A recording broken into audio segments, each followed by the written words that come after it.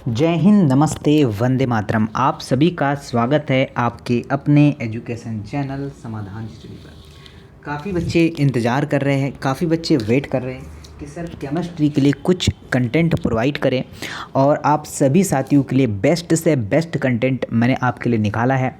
I hope आपको बहुत पसंद आएगा और यहाँ से आपको एग्ज़ाम में क्वेश्चन एज इट इज़ देखने को मिल सकते हैं। चलिए तो आइए सेशन को स्टार्ट करते हैं। आप सभी के लिए अगर आप लोग जो है पूरा इसे देखते हैं और समझ में आता है तो बिल्कुल आपको एक थम्स अप करना है। ओके, तो चलिए आइए सेशन को स्टार्ट करते हैं। सभी साथियों को पहले तो स्टार्ट करने के पहले नमस्ते, राधे राधे। तो चलिए आज का पहला क्वेश्चन, बेहतरीन सा क्वेश्चन, शानदार सा क्वेश्चन स्टार्ट है। बोला गया है कि किसी षष्ठकोणीय मतलब आपका हेक्सागोनल आपका प्रीमिटिक एकल जो है आपका कोष्ठका में चतुष्फलकीय, अष्टफलकीय, ठीक है, चतुष्फलकीय और अष्टफलकीय रिक्तियों की संख्या सही विकल्प आपको चयन करके बताना है। तो देखिएगा आपका यहाँ पर 12 और 6 होगा या फिर 8 और 6 होगा। तो बात करें सर जी इसमें किसकी चतुष्फलकीय की, किसकी चतुष्फलकीय, तो ध्यान रखना यहाँ पर आपका षष्ठफलकीय की इकाई संख्या कितनी होगी, 6 परमाणु होगी। कितनी होगी, 6 परमाणु। और जो है परमाणु की संख्या 6 है, तो चतुष्फलकीय रिक्तियों की संख्या क्या होगी, ठीक है, किसकी, रिक्तियों की संख्या। रिक्तियों की संख्या होती है 2n, और n का मान तो मुझे मिल चुका है, कितना है, 6 है। तो यहाँ पर मैं n का मान रख दूंगा तो ये हो जाएगा 12। तो राइट आंसर क्या बन जाएगा। अब यहाँ पर भी चीज़ें आपको पता होना चाहिए, किस किस का मान पूछा है। तो रिक्तियाँ कितनी निकली हमारे पास, ठीक है, रिक्तियाँ निकली हमारे पास 12 और अष्टफलकीय रिक्तियों की संख्या है 6। तो राइट आंसर नोट करेगा आपका हो जाएगा ऑप्शन नंबर 1। ठीक है साथियों, समझ आए। आज का कंटेंट ही बहुत शानदार है, आप लोग जो है ध्यानपूर्वक समझिएगा। अगर ना आए तो कमेंट्स बॉक्स में आपको कमेंट्स करते रहना है। देखिए आगे देखिएगा, चीज़ों समझते हैं क्या दिया है। बोला है कि दिया है इसने, ठीक है, लेंथेनाइट ग्रुप दिया हुआ है। ओके, तो इसने बोला है कि आपका ZR और साथ ही आपका HF के परमाणविक योम आणविक त्रिज्या समान है। तो इसका कारण क्या होगा। तो देखिएगा दोनों रासायनिक गुणधर्म समान है, दोनों समान जो है, दोनों समान समूह के सदस्य हैं, या फिर विकर्ण संबंध, या फिर आपका लेंथेनाइट आपका जो है आकुंचन है। तो देखिएगा आप सभी लोग ध्यान दीजिएगा, जो लेंथेनाइट संकुचन के कारण इसमें तीसरी जो आपकी संक्रमण श्रृंखला होती है, इनके सदस्यों की दूसरी श्रृंखला के संबंध में समान होती है। तो आपका लेंथेनाइट संकुचन साथियों अगर आपने प्रेस किया है तो ये बिल्कुल सत्य आंसर होगा। क्या है, डी आंसर इसका राइट आंसर बन जाएगा। बोला है टिंडल प्रभाव के बारे में, तो हमने बहुत ही अच्छे से पढ़ रखा है। देखिएगा नोट करते हैं, टिंडल प्रभाव निम्न द्वारा क्या करता है, प्रदर्शित किया जाता है। सही विकल्प का आपको चयन करना है। देखिए आपका यूरिया विलयन, NaCl, सोडियम क्लोराइड विलयन, ग्लूकोज का विलयन, या फिर आपका स्टार्च का विलयन, यह आप सभी लोगों को बताना है। चलिए सभी लोग ध्यान दीजिएगा, यहाँ पर टिंडल प्रभाव किसके बारे में बोला है, टिंडल प्रभाव के बारे में हमें बोला गया है। अब देखिए चलिए, टिंडल प्रभाव कोलाइडी विलयन के द्वारा प्रदर्शित किया जाता है। ओके, तो और ये स्टार्च के कोलाइडी विलयन को टिंडल प्रभाव द्वारा दिखाया जाता है, और इसमें आपको ध्यान रखना है, ठीक है। चलिए ये देखिए, जो आपका यूरिया है साथ में, ठीक है बच्चा, यूरिया है और आपका सोडियम क्लोराइड है और आपका जो ग्लूकोज है, ये क्या होते हैं, यह सभी जो है वास्तविक विलयन होते हैं। कैसे होते हैं, आपका वास्तविक विलयन होते हैं। अगर ये वास्तविक विलयन है इसलिए आपका राइट आंसर क्या होगा, स्टार्च विलयन। तो वास्तविक विलयन होने के कारण ही यह टिंडल प्रभाव में नहीं दिखते हैं, इसलिए हमने आंसर लगाया option number D. Option number D is the right answer. चलिएगा आगे आते हैं, देखते हैं नेक्स्ट क्वेश्चन क्या है। निम्नलिखित में से कौन सा विकल्प मोल आदर्श गैस के लिए Cp तथा जो है Cv के सही कथन की व्याख्या करता है।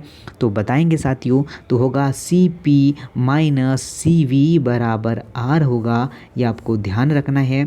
ऐसा ऑप्शन एक ही नज़र आ रहा है, वो है आपका सी।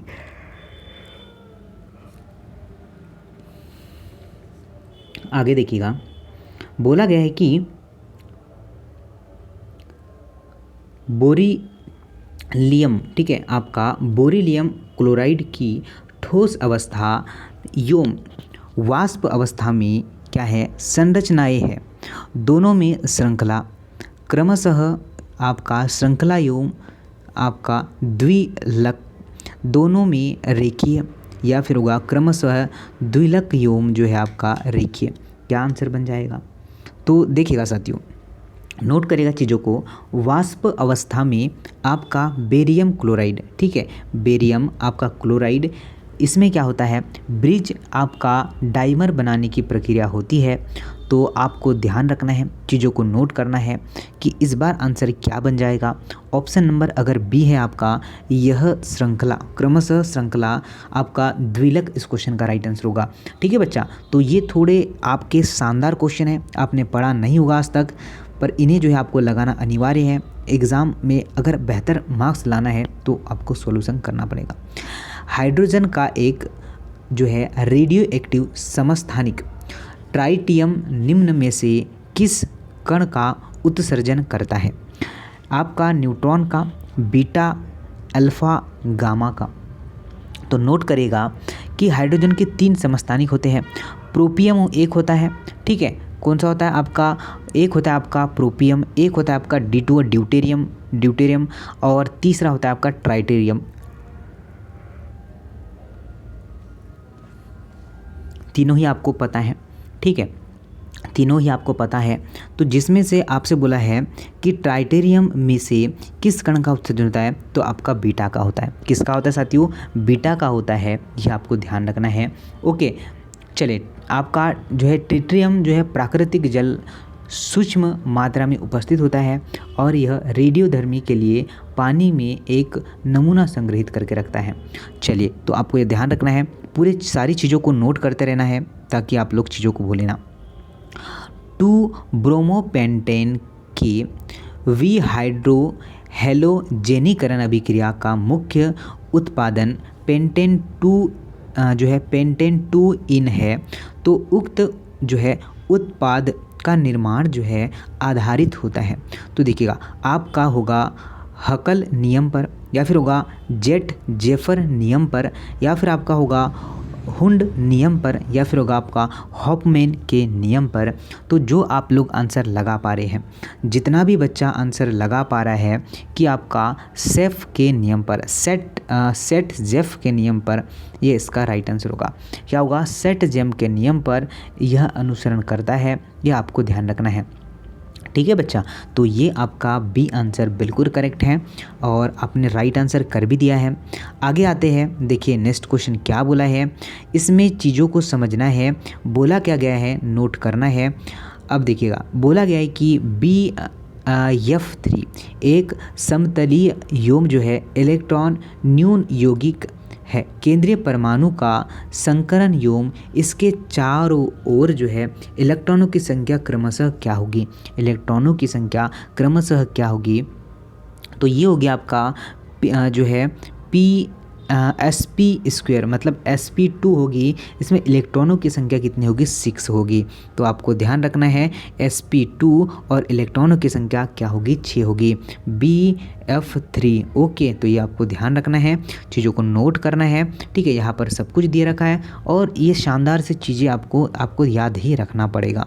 अब देखिए यहाँ पर चीज़ें क्या दिया है, IUPAC नाम से रिलेटेड क्वेश्चन बोला गया है कि निम्नलिखित रासायनिक अभिक्रिया के निर्माण में कार्बनिक यौगिक का IUPAC नाम क्या है? एसिटिक अम्ल जो दिया है, एक तरफ दिया है एसिटिक अम्ल दिया है, सूसर ईथर जो है, तो उत्पाद क्या बनेगा यह बोला है। तो एसीटोन दिया हुआ है, तो एसीटोन का उत्पाद क्या बनेगा बताइए। ओके, देखिए सभी लोग ध्यान दीजिएगा, C यहाँ पर चलिए डंडी लगा देते हैं, ये O जो हैगा OH होगा, यहाँ पर CH3 होगा। ठीक है बच्चा, यहाँ पर होगा CH3 और यहाँ पर भी होगा आपका CH2 और यही से एक डैश निकल जाएगा CH3। तो ये क्या होता है?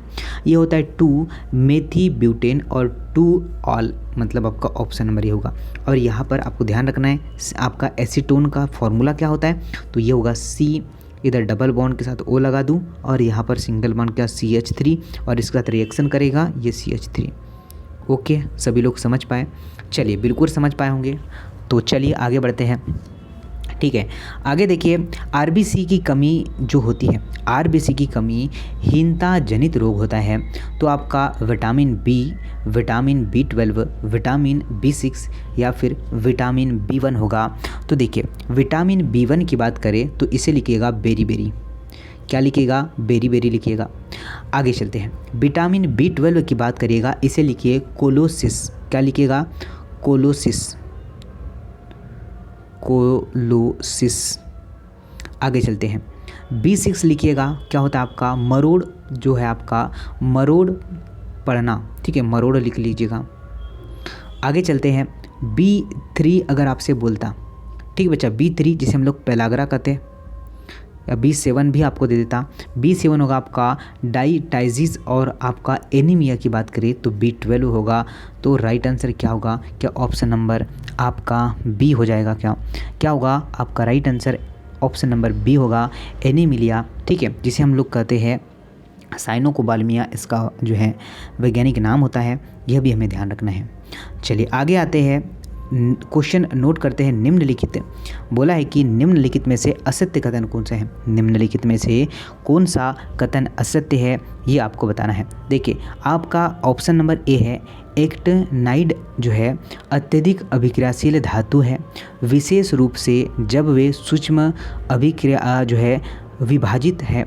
लेंथेनाइट जो है आपका अंकुचन की जो है आपका तुलना में एक तत्व से दूसरे तत्व का एक्टेनाइड जो है आपका अंकुचन अधिक होता है।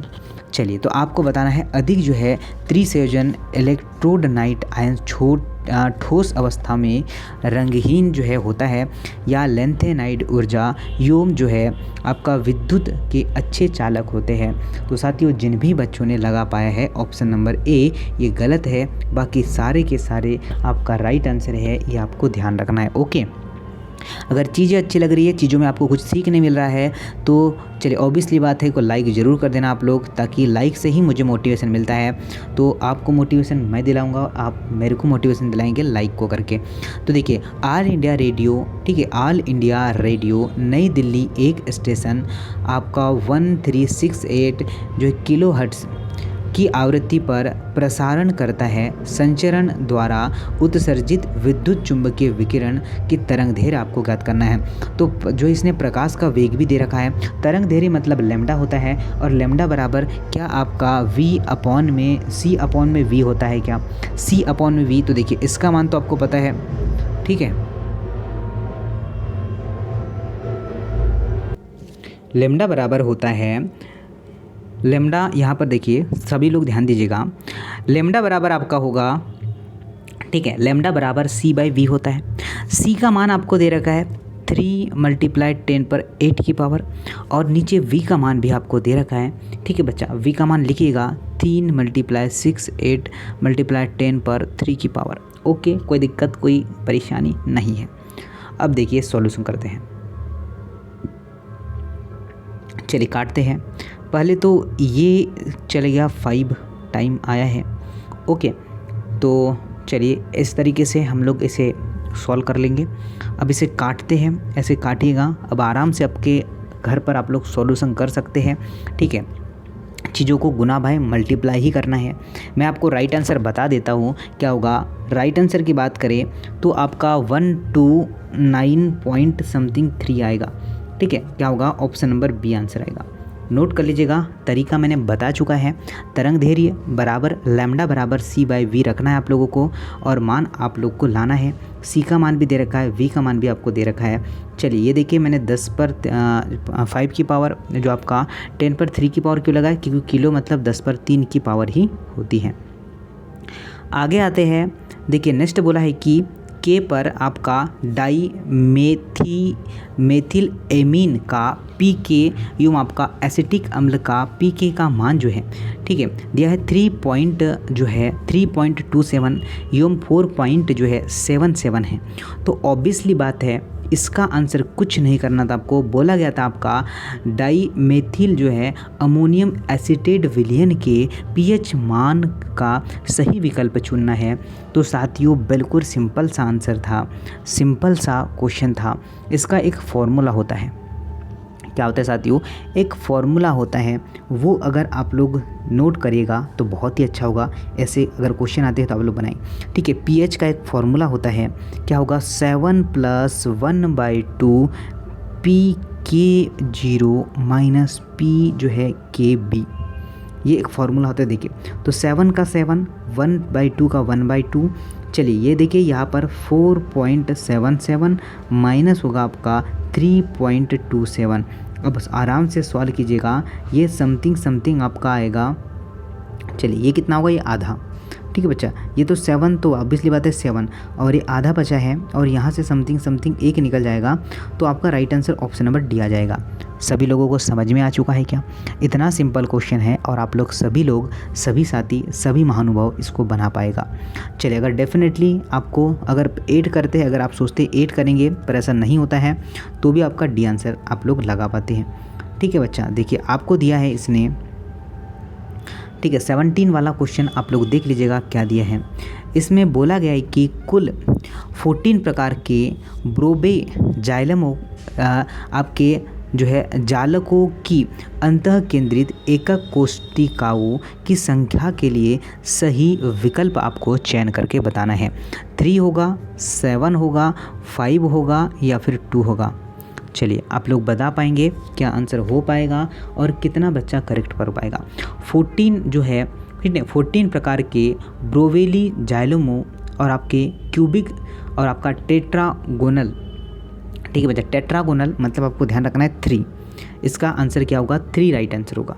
टेट्रागोनल और आर्थोरोबिक्स क्रिस्टल सिस्टम के अंतः केंद्र में यह क्या होते हैं? मौजूद होते हैं। तो राइट आंसर क्या हो जाएगा? राइट आंसर हो जाएगा आपका ऑप्शन नंबर ए। वात्य भट्टी में प्राप्त किया जाने वाला अधिकतम तापमान है। कितना अधिकतम तापमान होता है जो वात्य भट्टी में हम लोग लेते हैं? तो नोट करेगा साथियों, 2200। कितना सर जी? 2200 केल्विन जो है इसका तापमान होता है। क्या आपका सभी बच्चा बिल्कुल कर पाया सर जी? क्या सारा बच्चा ऑप्शन नंबर सी कर पाया है क्या? अगर सी कर पाया है तो बिल्कुल सत्य और सत्य ही आंसर कर पाया होगा। चलिए आगे आते हैं, चीज़ों को नोट करना मेरे साथ। क्या बोला गया है? एक रिएक्शंस आपके समक्ष दे रखी है। बोला गया है कि निम्न अभिक्रिया में से कौन जो है धातु विस्थापन अभिक्रिया का सही विकल्प है? धातु विस्थापन अभिक्रिया का सही विकल्प है भाई साहब, मैंने आपको जो है विस्थापन अभिक्रिया बताया है। मैंने आपको बहुत ही अच्छे से समझाकर बताया है। अगर जिन्होंने नहीं देखा है तो रिवाइज ज़रूर कर लेना आप लोग। ठीक है, क्लासेस का रिवाइज ज़रूर कर लेना जिन भी साथियों ने नहीं देखा हो। ये बात हो गई पहली। अब यहाँ पर आपको नोट करना है कि अभिक्रिया ए और अभिक्रिया बी अपघटक है, अभिक्रिया सी और अभिक्रिया डी। तो नोट करेगा ये ए है, ठीक है बच्चा, ये बी है, ये सी है और डी है। और मैंने विस्थापन अभिक्रिया में बताया था कि ये ए बनाएगा, ठीक है, इसका जोड़ा इसके साथ, फर्स्ट का जोड़ा ये ऑब्वियसली ये कौन सी है? ये द्वि विस्थापन अभिक्रिया नहीं है, ये ओनली और ओनली विस्थापन अभिक्रिया है।